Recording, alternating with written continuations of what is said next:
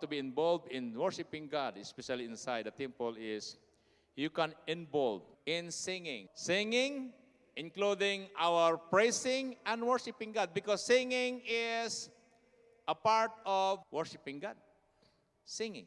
Because worshiping God, it gives God's revelation. You know, when you worship God, according to the Word of God in 2 Kings chapter 3, verse 15, during the time of Elisha, okay, one of the king asked him if they were going to win in their war against the enemy, and according to Elisha said, "Bring me the harpist." While the harpist is playing the word of the Lord came upon him. Sipin mo. That's why when we worship, when we concentrate ourselves to the Lord, diba? Maraming mga pumapasok sa iyo. Hallelujah. If you have problem, the Lord continue to give you wisdom, continue to give you comfort while you are worshiping the Lord. You experience it? Diba? You have a lot of insight.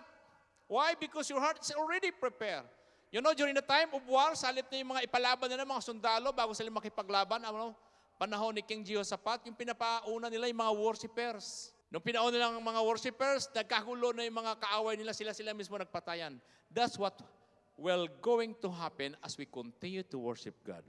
There is something that happened. Hallelujah. It can transform you. Like what happened to Prophet Isaiah.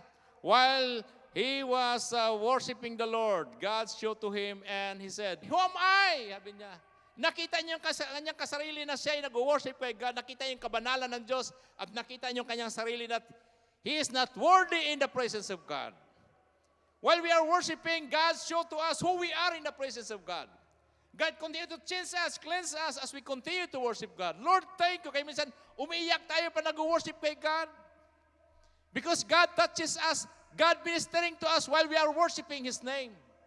Yun po ang nangyayari, mga kapatid. And what happened when he experienced the Lord?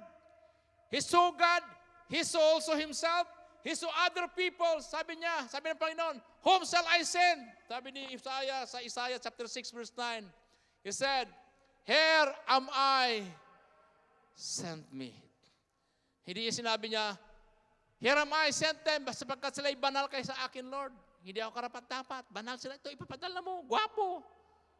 Mayaman. Matalino.